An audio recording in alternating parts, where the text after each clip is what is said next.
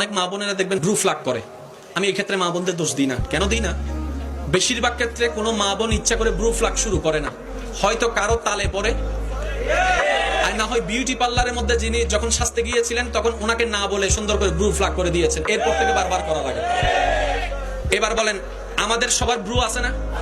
আচ্ছা, আপনার আমার কি প্রতি মাসে ব্রু কাটা লাগে? এটা কি বেড়ে যায়? এটা কি কমে যায়? না, আমাদের মা বোনদের এটা হয় কেন?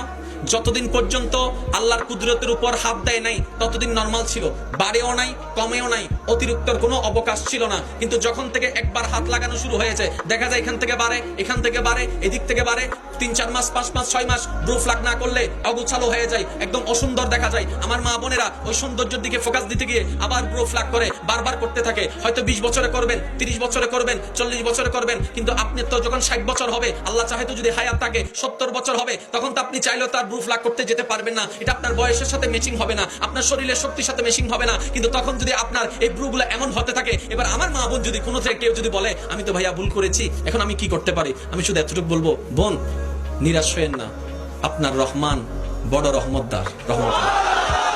আপনি শুধু একবার আপনার রহমানকে, আপনার রবকে এতটুকু বলেন, মওলা ইয়া রব, তোমার কুদরতের উপর আমি না বুঝে হাত দিয়েছি, মানুষের কথার পাল্লায় পড়ে আমি হাত দিয়েছি, অনেকে অনেক সুন্দর লাগবে বলেছে সেই কথাই আমি ফাঁদে পড়ে হাত দিয়েছি, মওলা তুমি তো রহমান, একটু মাফ করে দাও না, একটু মাফ করে দাও।